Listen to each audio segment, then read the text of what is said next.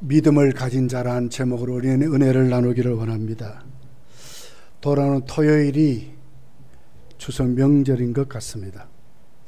명절을 맞이하면서 오늘 설교 제목같이 믿음을 가진 자의 삶을 똑바로 우리가 알고 추석 명절을 지키고 믿음으로 살아가는 그런 사람이 되어야 될 줄 믿습니다.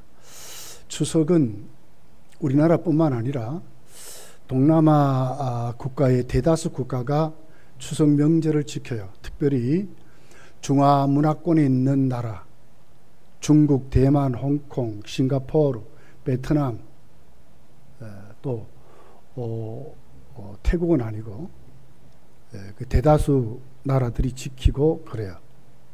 근데 추석이란 이름으로 지키는 나라는 우리나라 북한이 이름을 추석이라 이렇게 지킵니다. 그리고 중화권에 있는 나라, 중국의 문화권에 있는 나라는 한가위라 이렇게 한가위. 일본은 추석을 지키지만 양력으로 지켜요. 양력 8월 15일로 그렇게 해서 추석을 지키고 그래서 대다수의 동남아 국가들은 설날과 더불어 추석을 명절로, 그것도 아주 가장 큰 명절로 그리고 지키고 있습니다. 그런데 우리 기독교인들이 이런 추석을 맞이하게 되면 특별히 동남아 국가들이 갖고 있는 추석이란 의미는 대개 다 유교적이고 미신적입니다. 그래서 우리도 모르게 우리 몸에, 우리 삶에, 우리 말에 너무 유교적이고 미신적인 것들이 이렇게 다닥다닥 붙어 있어요. 추석이 뭘 하는 날입니까? 조상에게 제사 드리는 거죠. 제례를 올린다 그러잖아요. 그러니까 조상을 섬기는데 그냥 죽은 조상을 제사하는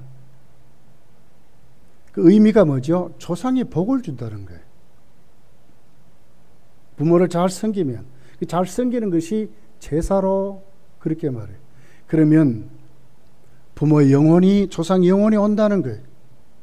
그렇게 해서 제사를 지니고, 그리고는 그 음복이라 그래가지고 나머지 이제 지닌 그 음식을 나누어 먹는 것이죠. 그래서 복을 받는다 이런 의미를 갖고 있어요. 근데 참복은 누가 줍니까? 우리가 몰랐으면 몰랐지만 이제 하나님 말씀을 받고 예수님을 믿음으로 우리가 주를 모시고 살아가는 우리들이 알고 보니까 복은 천지를 만드신 하나님이 주시는 줄 믿습니다. 하나님이 주시죠. 근데 추석의 의미가 뭐라고요? 이 복을 조상이 준다는 거예요. 그러니까 기독교인에게는 굉장히 배치되는 날이죠. 그렇지만 참 의미는, 갖고 있는 풍습은 참 좋은 거죠. 근데 문제는 거기에 담겨 있는 목적과 의미가 우리가 믿는 신앙과는 전혀 딴판이니까 우리는 우리 식대로 부모를 기리고 그러지만 우리는 이날 예배하는 날로, 하나님께 예배하는 날로, 거두게 하신 하나님, 우리에게 복 주신 하나님, 우리에게 조상을 주신 하나님, 부모를 주신 하나님께 감사하고 그 부모를 추억하고 그리면서 우리가 이 땅에서 하나님을 영화롭게 하는 믿음으로 고백하고 불신자들에게 복을 하나님 주신다는 것을 선포하는 날이 바로 우리에게 주어진 추석 명절이고 사명인 줄 믿습니다. 자, 에베소서 2장 2절에 보니까 이렇게 기록해요. 그때 너희는 그 가운데 행했다. 어떻게 행했습니까? 이 세상 풍조를 따랐다. 이 세상의 문화 풍속을 따르고 살았다는 거예요. 그랬더니 그 배후에 공중의 권세 잡은 자를 따랐으니 곧 지금 불순종의 아들들 가운데 역사는 영이라. 귀신 섬기는 문화, 이 세상 문화에 우리도 예수 믿기 전에는 다 이러고 살았다는 거예요. 누구를 따랐습니까? 공중권세 잡은 불순종의 아들 가운데 역사하는 영, 악령을 따라 살았던 우리들이라고 말하는 거예요. 오늘 히브리서 10장을 읽어보면 특별히 이제 1절에서 31절에 배교자들에 대한 멸망을 기록하고 있습니다. 배교자는 뭐죠? 예수를 믿는다 하다가 떠난 사람들입니다. 불신자가 된 사람들이에요. 이 사람들은 반드시 지옥 간다, 멸망 간다, 다시는 회개할 수 없다, 딱 못을 박았어요. 그러니까 얼마나 우리가 잘 믿어야 되는지, 특별히 추석 명절에 적당히 예수 믿는 냄새만 풍기는 것이 아니라 확실히 서야 하는 이때 진짜 불신자들에게 본때를 보여줘야 돼요. 참복을 누가 주시는지. 이럴 때 진짜 추석 명절을 어떻게 지내야 되는지를 똑바로 가르쳐 주는 것이 성도의 삶이라는 거예요. 지금 그래도 우리 교회는 이것 때문에 좀 이렇게 가문이나 가정에 어려움을 당하는 분들이 참 적지요. 근데 과거에는 참 많았습니다. 동네에서도 그랬고요. 특별히 고향 가면 훨씬 더 그래요. 저도 그랬어요. 저도 추석 명절이나 설날은 아예 고향을 못 갔어요. 부정 탄다나? 귀신이 노한대요. 그들도 귀신이라 그래. 조상 귀신이라 그랬대다. 노한대. 오다가 가버린데 예수 믿는 사람이 있으면 그래도 예수님이 신이 더 크다고 그들이 아는 것 같아. 오다가 간다는 거예요.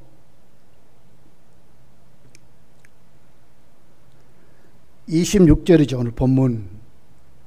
우리가 진리를 아는 지식을 받은 후 짐짓 죄를 범한 즉 다시 속지 않은 제사가 없고 오직 무서운 마음으로 심판을 기다리는 것과 대적하는 자를 태울 맹렬한 불만이 있으리라.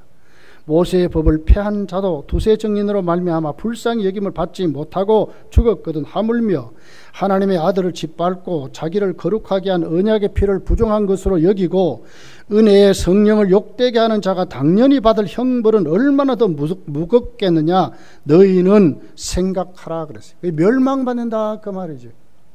그러니까 바르게 믿어야 한다는 거예요.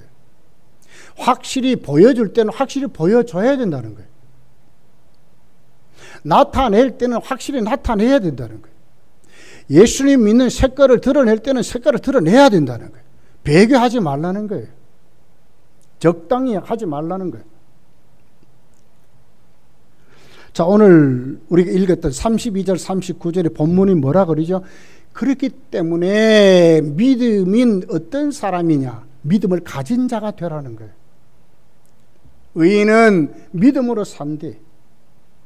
근데 그 믿음이 뭡니까? 첫 번째를 보니까 인내하는 믿음이래. 고난을 이기고 고난 속에서도 인내하는 믿음. 두 번째는 바로 그런 속에서 담대함을 가지는 사람. 담대함을 가진 사람. 세 번째 믿음은 뒤로 물러가지 않는 사람. 옛 생활로 돌아가지 않는 사람. 옛 습관에 빠지지 않는 사람. 특별히 이런 추석 명절에 우상의 문화에 접하지 않는, 우린 거기서 다 나왔잖아요.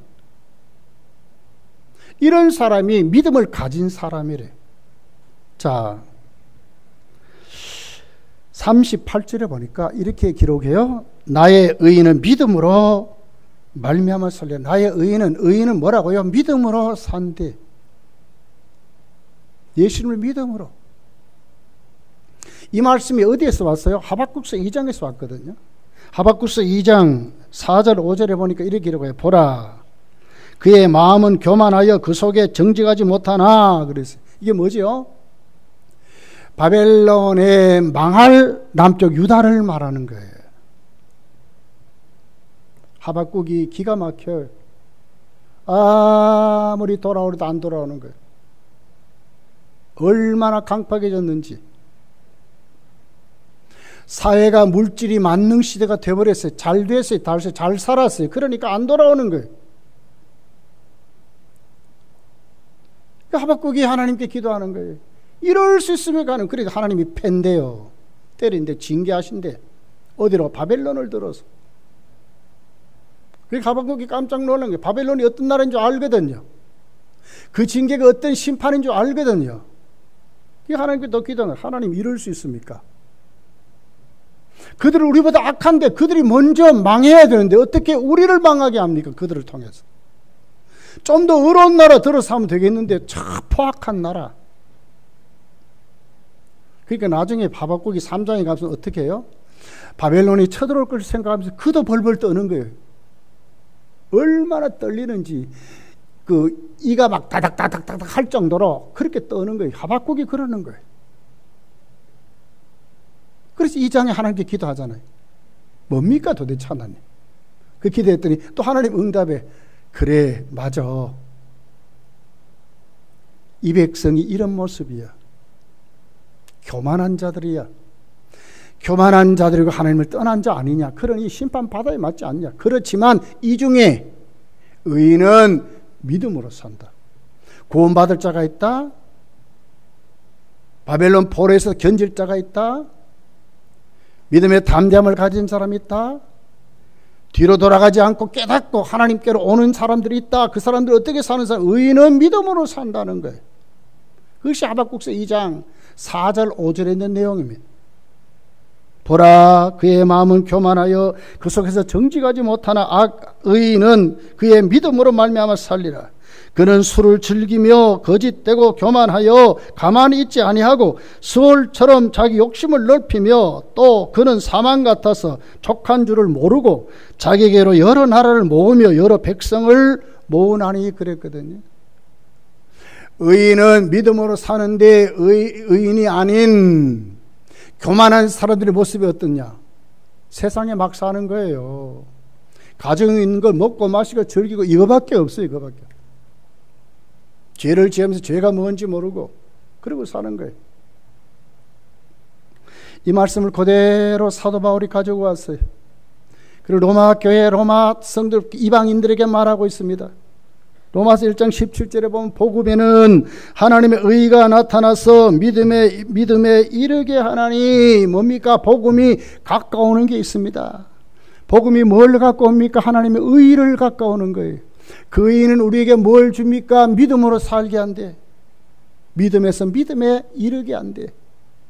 무엇이 시작입니까? 복음이 시작입니다. 그 복음이 하나님의 의로 우리를 어떻게 믿음의 사람으로 세우는 거예요. 그래서 로마서 1장 17절 하반절에 보니까 오직 의인은 믿음으로 말미암아 살리라 함과 같으리라 그러거든요. 의인이 누굽니까? 믿음으로 사는 사람들입니다. 갈라디아서는 이것을 또 이렇게 다르게 해석했어요. 어떻게 해석했느냐 하면 또 하나님 앞에 아무도 율법으로 말미암아 의롭게 되지 못할 것이 분명하니 그래서 인간의 어떤 행위나 인간의 어떤 방법으로도 의롭게 될 수 없는데 의인은 믿음으로 살리라 하였습니다. 이렇게 말하거든요. 의인이 누구입니까? 믿음으로 사는 사람이라는 거예요. 복음이 우리에게 갖다 준 하나님의 의, 예수님으로 죄사함 받고 자기 백성을 저희 죄에서 구원하실 그 주님 영접해서 그 주님의 공로를 통해서 우리가 의롭다 인정받아서 사는 것이죠. 이것이 의인의 삶인 것을 말하는 거예요. 우리는 누구입니까? 나온 사람들, 옛사람에서 공중곳에서 하면 사단의 영역에서 세상 풍습에서 불순종의 아들들 가운데 우리는 다 나온 사람들이에요. 세상 풍습과 결별한 사람들이거든요. 추석 명절에 확실히 우리가 세워져야 되는 겁니다. 불신자들에게 똑바로 보여주고 사는 것입니다. 적당히 섞여서 적당히 이것도 아니고 저것도 아니고 그게 아니에요. 옛날에는 여러분 교회도 그랬어요. 사실은 복음이 뿌려지는 시기잖아요. 한국교회가 전도가 막 복음이 이렇게 확장되는 시기잖아요. 이럴 때는 그랬어요. 그렇지만 이제는 아니에요. 이제는 결실할 시대예요. 이제는 다져지는 시대예요. 이제는 보여줄 시대예요. 이제는 확실히 편에 설 시대예요. 적당히 해서는 이제는 안 돼요. 왜? 마지막 때니까 그래요. 알곡과 죽정이를 가르는 시대가 됐거든요. 네가 진짜 믿음의 사람이냐 불신자인가 판가름 나는 시대가 되어버린 거예요. 의인은 어떻게 산다고요? 믿음으로 사는 자입니다. 믿음으로 사는 자. 39절에 오직 영혼을 구원하며 이르는 믿음을 가진 자라, 믿음을 가진 자라 그러거든요. 믿음을 가진 자의 믿음이 뭐죠? 영혼을 구원할 믿음이래. 자, 좀 더 우리가 구체적으로 32절 39절에 이제 거꾸로 한번 이렇게 봐야 될 것 같아요. 자, 그러면 믿음을 가진 자의 믿음은 어떤 믿음이냐 하는 거예요. 첫째가 뭡니까? 뒤로 물러가지 않는 믿음이라는 거예요. 뒤로. 자, 38절 39절 38절 중반절부터 여기 이렇게 기록해요. 또한 뒤로 물러가면 내 마음이 그를 기뻐하지 아니라 하셨느니라. 우리는 뒤로 물러가 멸망할 자가 아니요 오직 영혼을 구원하며 이르는 믿음을 가진 자니라 그러거든요. 여기 38절에 뒤로 물러가면 하는 그 가정법인 가정법. 진짜 너 그렇다면 그 말이지. 어떻게 됩니까? 하나님이 기뻐하지 않는데. 인간의 본분이 뭡니까? 하나님을 영원하게 하고 그분을 영원토록 기쁘게 사는 것입니다. 하나님을 기쁘시게 하는 것입니다. 뒤로 물러가면 믿음의 퇴보를 말하거든요. 옛사람의 말로 돌아가는 것을 말하거든요. 뒤로 물러가면 하나님을 기쁘시게 할 수 없대. 자, 39절에 뒤로 물러가 이렇게 소유격이 소유격. 그걸 내가 붙잡았다 그 말이거든요. 배교를 말해요. 내가 그 자리에 머물렀다 그 말입니다. 그러면 어떻게 됩니까? 멸망받는다고 그래요. 39절은 확실히 말씀했거든요. 그렇기 때문에 여러분 믿음을 가진 자는 뒤로 물러가는 신앙이 아니라고 하는 것입니다. 히브리서 11장 1절을 이렇게 기록을 하고 있어요. 믿음은 바라는 것들의 실상이요 보이지 않는 것들의 증거니 이렇게 말하거든요. 믿음이 뭐라고요? 뒤로 물러가는 것이 아니라 앞으로 보이지 않는 것, 바라는 것이 이루어진 것 같이 미래를 보는 눈이 열린 사람들이 믿음이라 하지 않습니까? 전진하는 것이 믿음이라고 이렇게 지금 말씀하는 거예요. 이사야 43장 18절부터 보면 믿음이 뭡니까? 과거로부터 해방됐대. 이렇게 그래. 너희는 이전 일을 기억하지 말며 옛날 일을 생각지 말라. 보라 내가 새 일을 행하리니 이제 나타낼 것이라. 너희가 그것을 알지 못하겠느냐? 반드시 내가 광야의 길을 사막에 강을 내리니 새 일을 시작하는 사람들, 하나님이 새 일을 시작해서 우리로 하여금 그 새 일 속에 살게 하신다는 거예요. 옛적 일이 뭐지요? 과거 이스라엘 백성들이 홍해를 건너서 가나안 땅을 향해 가잖아요. 일주일이면, 빠른 길로 가면 일주일이면 들어가요. 늦어도 2주일이면 들어갈 수 있는 가나안 땅을 40년을 돕니다. 왜 그랬습니까? 뒤로 물러가서 그렇거든요. 바른 믿음을 가지지 못해서 그렇거든요. 애굽에서의 생활, 옛생활, 근성을 버리지 못해서 그렇거든요. 입만 열면 옛날 애굽을 말했어요. 애굽을 말했어요. 우리가 거기 있을 때, 우리가 거기 있을 때. 여러분, 우리가 이 말씀을 보면서 우리 모습을 감아보면 우리도 과거에 진짜 어디에 노예가 되었었습니까? 특별히 우리는 미신과 유교에 꽉 쪄들었던 우리예요. 이사도 마음대로 못 가. 집에서 못 한 번 제대로 못 박았어요. 옛날에 전부 미신문화 때문에. 우리 입에는 뭐 재수가 좋아야 된다, 운이 좋다 이런 게 막 붙어있어요. 무슨 재수가 좋습니까 여러분? 무슨 운이 좋아야 됩니까? 하나님이 다 우리에게 주셨기 때문에 그때 범사에 때를 따라 돕는 은혜를 하나님 부어주셨기 때문에 우리가 여기 있는 것이지. 무슨 운이 좋았어요? 다 옛날 얘기라. 옛날 문화, 이 미신문화 속에 나온 거예요. 당신의 운명이 어떻고 저떻고. 운명이 뭡니까 여러분? 옛날 얘기라요. 다 미신문화에서 나온 얘기라. 점쟁이들이 말하자면 뭐 풀어야 된다나? 뭘 풀어요? 우린 다 거기서 나왔어. 진짜로 속지 말아야 돼요. 속지를 말아야 돼요. 어저께 요 구미에 제 처제 시어머니가 돌아가셔서 문상을 갔다 왔습니다. 불신자였어요. 불신자. 참 들어가면서 가슴이 아픈 것은 그 장례식장에 실이 6개가 있었대다. 근데 거기 보니까 이 죽은 사람들 얼굴이 이렇게 나와 있는데 세 실에는 전부 젊은이들이 죽었어요. 난 늙은이만 죽는 줄 알았더니 젊은이도 죽었대다. 6실이 있는데 세 실은 전부 젊은이에요. 젊은이. 우리가 거기 가서 이제 기도하고 문상을 하면서 상주와 이렇게 말을 나누고 그랬어요. 근데 그 장례를 인도하는, 그러니까 완전히 유교식이죠. 마지막 상식을 올려야 된다나? 여러분 상식이 뭔지 알지요? 마지막에 이제 땅에서 이제 마지막 먹는 음식이, 죽은 자가 무슨 음식을 먹습니까? 마지막 상식을 올려야 되는데 그걸 제가 이렇게 봤어요. 우리 처제하고 제 동서는 신앙인들. 안수 집사고 권사입니다. 내가 어떻게 하나 봤어요. 그랬더니 가서 그 사람들이 시킨 대로 그대로 다 하는 거예요. 마지막 이제 음식 제사를 이렇게 하는데 올립디다. 뭐 빙빙 둘러가지고 뭐 이렇게 술잔을 따르고 뭐 이렇게 하면서 절을 하는. 그래서 한 3, 40초 있더라고. 그럼 이제 그 귀신이 먹고 간다 그 말이죠.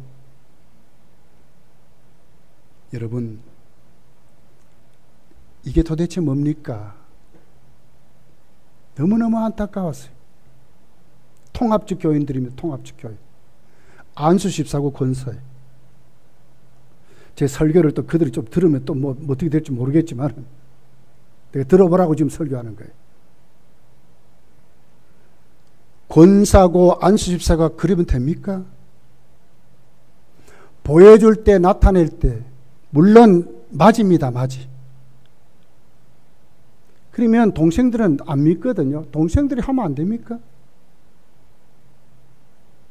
본인은 뒤에 그냥 가만히 있으면 안 됩니까? 절을 합디다. 술잔을 따릅디다. 그리고 기다립디다. 밥을 올립디다. 그 사람 시키는 다 합디다. 너무너무 안타까웠어요. 제가 우리 사모에게 얘기했어요.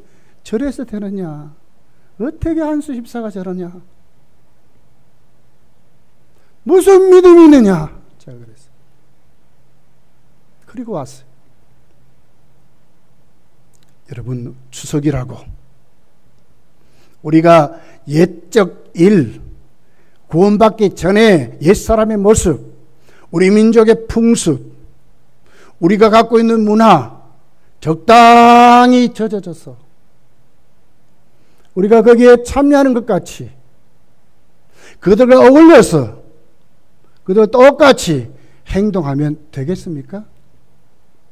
절대로 속지 말아야 합니다.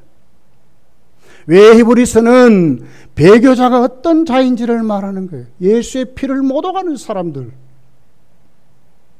믿는다고 하면서도, 믿음을 가졌다고 하면서도 예수님의 십자가를 부끄럽게 하는 사람들은 배교하는 사람이고 지옥 간대요. 이걸 지금 히브리서가 얘기하는 거예요. 우리 이런 명절에 정말 우리가 정신을 차려야 합니다. 말 한마디 더 중요한 날입니다. 정말 색깔이 뚜렷한 날입니다. 정말 신앙인이 어떤 자인가를 이때 진짜 본때를 보여주는 날이, 절대로 뒤로 물러가서는 안 되는 날, 옛적 길로 돌아가서는 안 되는 날. 아무리 우리의 상황이, 아무리 우리 주위의 분위기가 그렇다 할지라도 성도는 아니라고 하는 거예요. 오히려 그들에게 하나님이 복을 준다고 예수 믿으라고 할 수 있는 믿음으로 세워지는 것이 바른 믿음이라고 우리에게 지금 말씀하는 것입니다. 여러분, 고린도전서 10장 20절입니다. 같이 한번 읽어볼게요. 자막에 있습니다. 시작. 무릇 이방인이 제사하는 것은 귀신에게 하는 것이요 하나님께 제사하는 것이 아니니 나는 너희가 귀신과 교제하는 자가 되기를 원하지 아니하노라. 제사는 뭡니까? 귀신에게 하는 거래. 귀신에게, 조상에게 하는 게 아닙니다. 여러분, 속지 말아야 됩니다. 조상을 등에 업고 귀신이 받아먹는 거예요. 하나님의 영광을 가로채는 거예요. 대적자입니다. 대적자. 이방인이 제사를 다 귀신에게 하는 것이래. 너희는 하나님의 백성이라고. 이런 명절에 우리가 정말 정신을 차려야 하는 것입니다. 데살로니가서 5장 22절에 보니까 악은 어떤 모양이라도 버리라고. 흉내도 내지 말라는, 흉내도.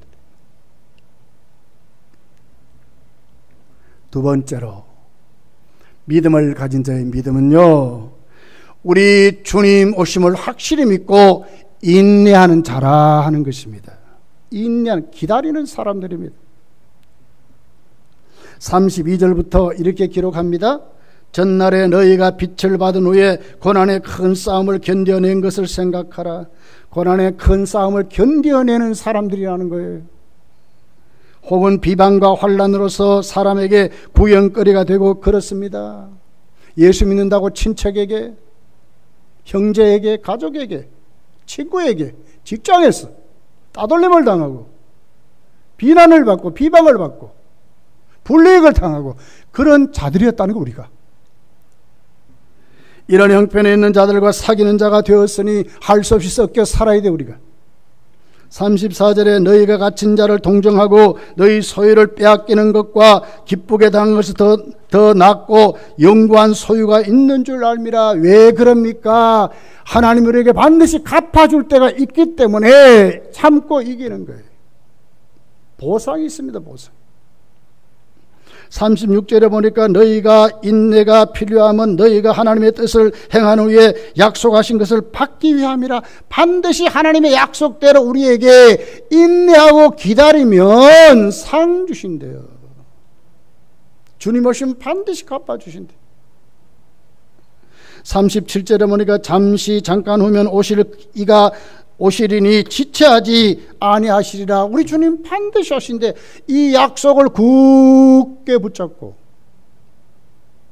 아니면 여러분 이 땅에 여러분 몇 년 삽니까? 우리 교회 연세 많은 분들 많잖아요. 여러분 몇 년 이제 남았습니까? 얼마 안 남았어요. 얼마 안 남았어요. 100세 산다고 합시다. 그럼 몇 년 남았습니까? 예수께 가서 상 받기를 예수님 축복합니다. 상 받으셔야 되잖아요. 예. 자, 예수님은 바로 이렇게 견디고 인내하는 자들에게 오히려 기뻐하래. 그리고 상이 크다고 말씀하셨어요. 누가복음 6장 22절 23절에 이렇게 기록합니다.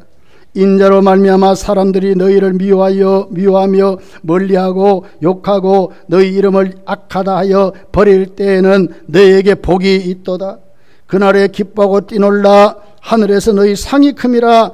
그들의 조상들이 선지자들에게 이와 같이 하였느니라. 이렇게 말씀하거든요. 반드시 상이 크대요. 오히려 여러분 우리에게 고난이 오고 이런 추석 명절에 예수 믿는다고 왕따를 당하고 오히려 제사문에 참석하지 않는다고 눈총을 줄다 할지라도 이때 진짜 기뻐하래. 왜? 이것 때문에 상 받는 것이 늘어나는 거예요. 늘어나는 거예요. 천국 가면 늘어나는 거예요. 차곡차곡 쌓이는 거예요. 감사하지 않습니까? 우린 조금만 인내하면 되는데, 조금만 부끄러움을 당하면 되는데, 하나님은 우리에게 상이 크다고 말씀하는 거예요. 무슨 상으로 여러분 상 받겠어요?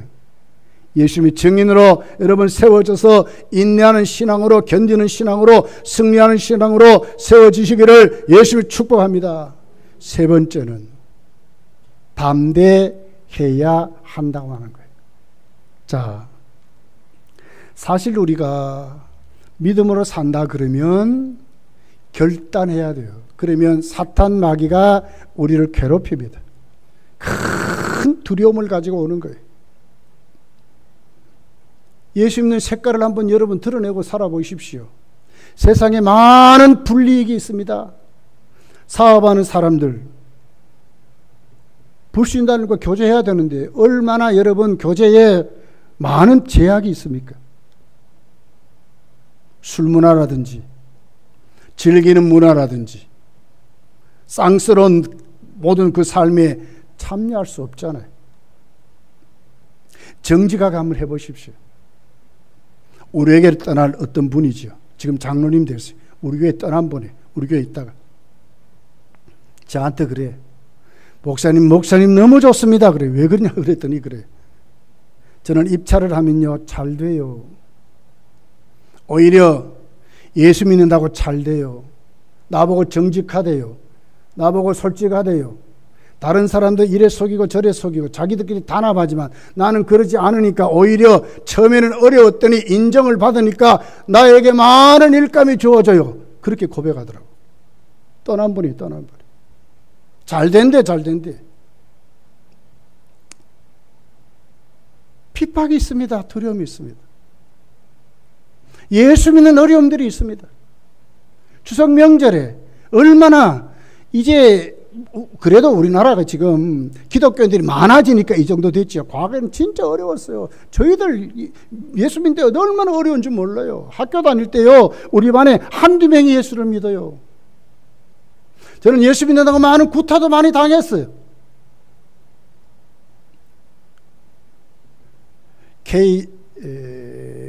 KSF인가? 지금 기독교 학생회 전국적으로 조직되어 있습니다.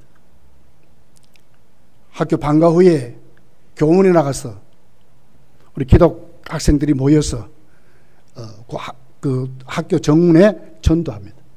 그럼 찍히는 거예요. 이렇게. 많은 어려움이 있었어요. 예수 믿는다고.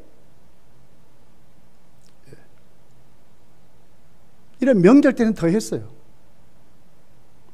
제사 지내는데 흉내도 못 내서 찾아가지도 못 버렸어요.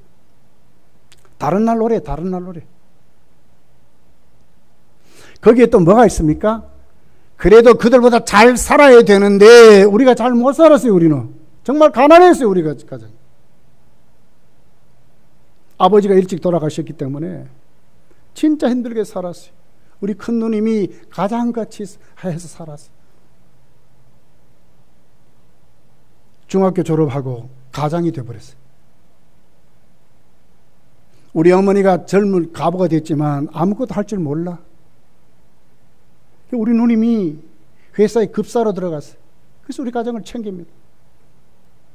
잘 보여가지고 나중에는 자꾸 하다가 나중에는 총무까지 사무원 이렇게 해서 이제 나중에 과장까지 됐어요. 과장까지 인정받았어요. 근데 그 과장이 얼마나 힘들었겠습니까? 가난했어요. 그러면 고향에 가면 예수 믿으면 잘 살아야 되는데 너희들은 왜 우리보다 가난하냐고 놀렸어요. 정말 힘들고 어려웠어요. 요새 그래도 우리 믿는 사람들이 그래도 사회적으로 잘 살고 이런 분들이 많지만 옛날에는 안 그랬어요.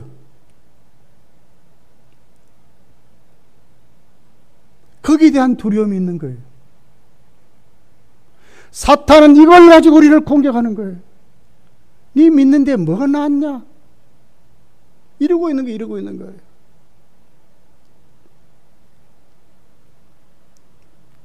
자, 여기에 대한 대답이 뭡니까? 35절입니다. 같이 한번 읽어볼게요. 35절 시작.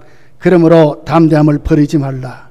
이것이 큰 상을 얻게 하느니라. 담대함을 버리지 말라. 원문을 보면 두 가지 뜻이 있어요. 용기, 확신이란 뜻이. 용기, 확신. 담대함을 버리지 말라. 이런 사단의 공격에 수많은 세상 소욕에 우리에게 수많이 오늘 또 부어지는 수많은 핍박 앞에 용기를 가져라. 믿음의 용기를 가져라. 큰 확신을 가져라. 그 말이에요. 어디에? 하나님이 견디면 반드시 여기에 상을 주신다. 여기에 구원이 있다 하는 것을 확실히 우리에게 알게 하신다는 거예요. 자, 영어 성경을 킴 제이스 벌진이라고 하는 우리 그 개혁주의자들이 좋아하는 영어 성경이 있어요. 그 번역 성경을 보면 이렇게 번역을 했어요. 그러므로 너희의 확신을 버리지 말라. 그리하면 큰 상이 있느리라. 담대함을 확신으로 이렇게 번역해서 확신을 가져라. 표준 세번역 성경을 보면 그러므로 여러분의 확신을 버리지 마십시오. 그 확신에는 큰 상이 붙어 있습니다. 그러거든요. 담대함을 어떻게 번역해? 확신으로 번역했어요. 확신을 가지래. 무슨 확신입니까? 신실하신 하나님에 대한 확신입니다. 나는 연약하고 나는 부족하고 나는 두려움에 벌벌 떨고 왕따를 당하고 세상에 살아가는 삶이 힘들고 어렵지만 내가 섬기는 하나님은 안 그렇다는 거예요. 저들이 가진 물질보다도 저들이 가진 권세보다도 저들이 가진 배경보다도 누가 크십니까? 내가 섬기는 하나님이 크잖아요. 이 하나님이 나의 보증이 되시고 이 하나님이 나를 지키실 것이고 이 하나님이 내 길을 인도하실 것이고 반드시 협력하여 선을 주신 하나님이 나에게 있다고 하는 확신을 가지라는 거예요. 이 상이 우리에게 있대. 이 상이 우리에게 있대. 성령이 우리에게 오늘 또 어떻게 역사하십니까? 떠나지 않지 않습니까? 말할 수 없는 은혜로 우리를 돕지 않습니까? 우리가 연약함을 그분이 챙겨주지 않습니까? 감당할 수 없는 시험이 오면 감당할 수 있도록 하시고 대꾸할 수 없는 말에 부딪히면 대답할 수 있는 말까지 주시는 성령이 계시잖아요. 성령이. 여기에 대한 확신을 가지라는 거예요. 나는 부족하지만 여러분 다윗이 어떻게 골리앗을 이깁니까? 담대한 신앙이 이겼거든요. 무기로 이겼습니까? 힘으로 이겼습니까? 지혜로 이겼습니까? 똑똑함으로 이겼어요? 아니거든요. 다윗이 뭘 가지고 이겼어요? 믿음의 담대함이었어요. 확신에서 확신이죠. 하나님이 나를 지키신다는 거예요. 하나님. 곰의 발톱에서도 사자의 이빨에 지키신 그 하나님이 저 골리앗 앞에 나를 못 지키겠냐 그 말이에요. 왕이여 하나님이 이기게 하실 것입니다. 이게 다윗의 고백이에요. 이런 확신을 가지고 살아가라는 거예요. 그러면 반드시 하나님이 우리를 이기게 하신다고 말씀하는 거예요. 의인이 무엇으로 산다고요? 믿음으로 산다고 하는 것이. 믿음으로 삽니다. 믿음으로. 범블란트 목사님 1948년 루마니아의 비밀경찰에게 체포가 됐어요. 그때 이 나라는 공산국가였습니다. 복음 전하지 말래. 한 번만 이러다가 다시 붙잡히면 죽인대. 그러다가 또 체포됐어요. 감옥에 집어넣었습니다. 7년을 아무도 면회를 시켜주지 않습니다. 그런 어느 날 말하는 거예요. 가족을 만나게 할 테니까 가족에게 엽서 편지를 써라. 그럼 우리가 전해주고 어느 날 가족이 오도록 하겠다. 그 엽서를 썼습니다. 그리고 그날이 다가옵니다. 목사님 면도를 하고 머리를 단장하고 세수를 하고 가족을 만날 그 부푼 꿈에 그러다가 시간이 지나도 면회 신청하는 자가 없는 거예요. 주위에 보니까 다른 감방에서는 사람들이 왔다 갔다 가족을 만나고 뭐 좋아서 막 이러는 거예요. 근데 목사님은 아무도 안 찾아오는 거예요. 그리고 방송에 목사님 방에 스피커로 들리는 거예요. 범블란트야, 너희 가족도 면회 오지 않았어. 너는 아무도 찾는 자가 없어. 며칠이 지나갑니다. 주위의 감방에 사람들이 그럽니다. 당신 예수 믿는다고요? 가족도 당신을 버렸어요.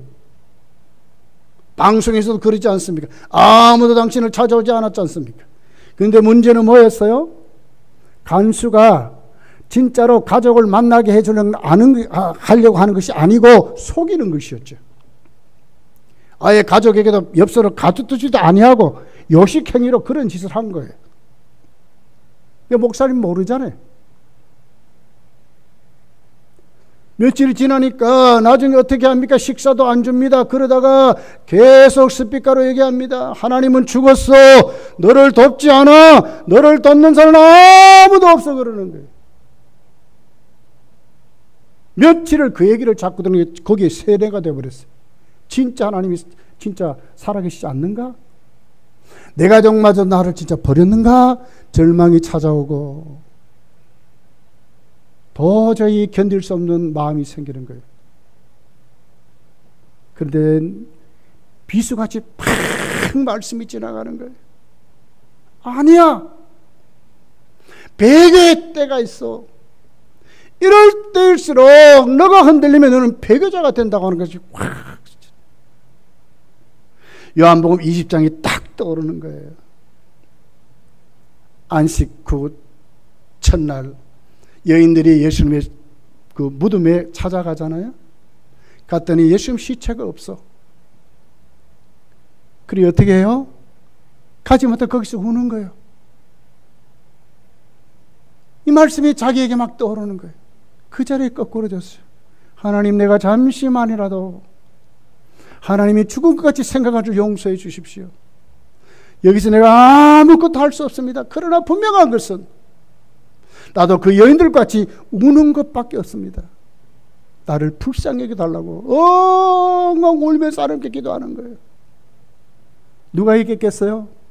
며칠이 안 갔습니다. 목사님은 무죄로 풀려났어요. 루마니아의 큰 영적 부흥을 일으키는 능력 있는 종으로 크게 쓰임을 받았어요. 여러분, 이 명절을 통해서 우리에게 뒤로 이렇게 넘어질 수 있는 여러 가지 환경 분위기가 올 수도 있습니다.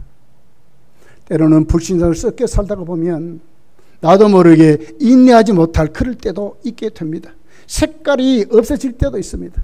그러나 분명한 것은 오히려 그럴수록 더 담대한, 더 확신을 가지고 바른 믿음으로 똑바로 서는 것이 얼마나 중요한가 하는 것입니다. 히브리서 11장을 가서 보면 여기에 이긴 믿음의 영웅, 믿음의 장이 기록이 되었잖아요. 이렇게 기록을 해요. 11장 2절 선진들이 이로써 증거를 얻었느니라. 이로써 증거를 얻은 뭐로? 믿음으로.